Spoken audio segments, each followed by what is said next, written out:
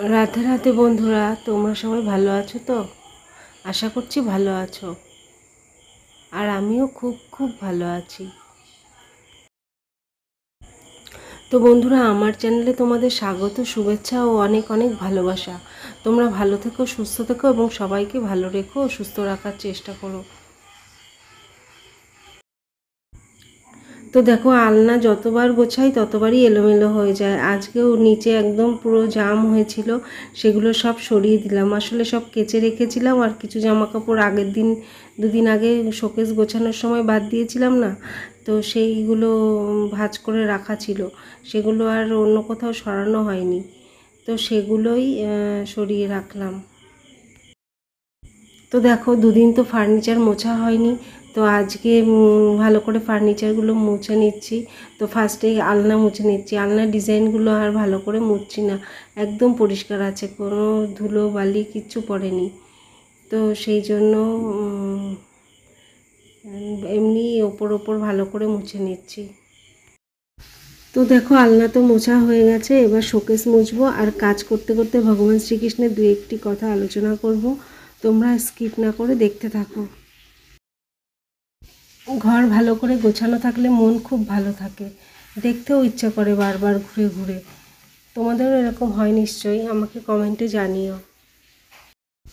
তো দেখো, আমার খাট এখনও মোছা হয়নি, আমি আলনা দিয়েই সব কিছু মোছা শুরু করেছি। তো এবার খাটটা মুছে নেব। খাটে না, এই বাড়িতে আসার পর থেকে আবার খাট বা অন্যান্য ফার্নিচারগুলো মুছছি। আগে ওই বাড়িতে থাকতে, পুরনো বাড়িতে থাকতে এগুলো মোছা হতো না।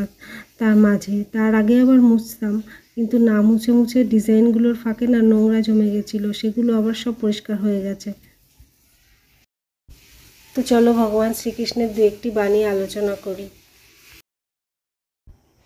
ভগবান শ্রীকৃষ্ণ বলেছেন, সর্বদা মনে রাখবে, জীবনে যত কঠিন পরিস্থিতির মধ্যে দিয়ে যাবে, তোমার ব্যক্তিত্ব ততই প্রখর হবে।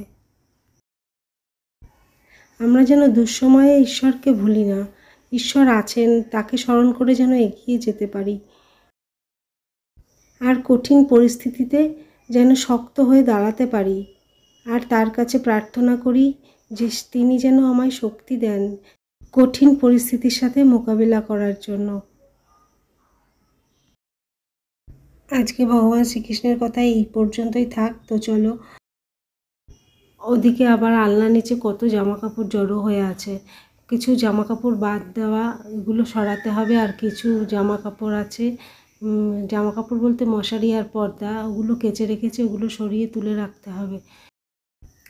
এগুলো না সব শোকেসে ছিল, শোকেস পরিষ্কার করলাম, গুছিয়ে রাখলাম, আর এগুলো বেরিয়ে গেছে। এবার এগুলো কোথায় রাখবো? এবার এগুলো আলনার বক্সের ভিতরে ঢুকিয়ে রাখছি, তো এখান থেকে বার করতে সুবিধা হবে। আর এই শাড়িগুলো না আমি পরি না, তো পরি না, পরাও হয় না। এগুলো দিয়ে বাসন টাসন কিছু নিয়ে নেব, তো সেই জন্য এগুলো হাতের কাছেই রেখে দিয়েছি।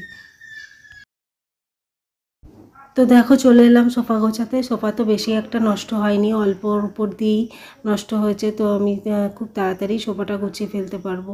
সোফা গোছানো হয়ে গেলে তারপর যাব রান্নাঘরে। রান্নাঘরের কাজ কিছুই হয়নি, রুটিও করতে হবে, এদিকে ভাত অল্প আছে, আর মনে হয় মাছও করতে হবে। জিজ্ঞাসা করে নেবো মাছ করবো কি না। দুপুরে আজকে মাছ রান্না করিনি, আর যেদিন দুপুরে রান্না করি না সেদিনকে, মানে দুপুরের মাছ রান্না করি না সেদিনকে আমাকে রাতে মাছ বা ডিম কিছু করতে হয়। তো চলো, রুটিও করতে হবে না আজকে, বললো রুটি খাবে না, মাছ দিয়ে ভাত খাবে। আর হচ্ছে মাছ 4 পিস বার করে নিয়েছি, এই 4 পিস মাছটা রান্না করে নিচ্ছি। বেশি ঝোল করব না, অল্প অল্প ঝোল করব। দেখো, এখন বাজে 9:45, এই ঘড়িটা 5 মিনিট ফাস্ট আছে। তো আমার রান্নাও প্রায় হয়ে এসছে। এখন থেকে না ভাবছি যে সকালবেলা তাড়াতাড়ি উঠতে হবে। রোজ তাড়াতাড়ি উঠি, কিন্তু ঘুমের ঝুল থাকে, তো সারাদিন ঝিমুনি ভাবটা থেকেই যায়। আর এখন হাঁটতেও যাই না সকালবেলায়, তো সেই জন্য ভাবছি রাত্রে তাড়াতাড়ি শুয়ে নেবো, তাহলে রাতের ঘুমটা অনেকটা বেশি হবে। আর সকালবেলা ঝিমুনি ভাবটাও থাকবে না।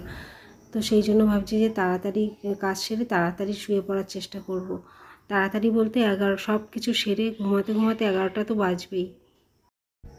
তো বন্ধুরা, তোমাদের ভিডিওটা কেমন লাগলো তা তোমরা আমাকে কমেন্টে অবশ্যই জানিও। আর ভিডিওটি ভালো লেগে থাকলে লাইক, কমেন্ট, শেয়ার, সাবস্ক্রাইব করতে ভুলো না, তাহলে আমার ভিডিওটি পৌঁছে যাবে সবার আগে তোমার কাছে। আর আজকের ভিডিও তো এখানেই শেষ করছি, আবার চলে আসবো কাল। তো টাটা।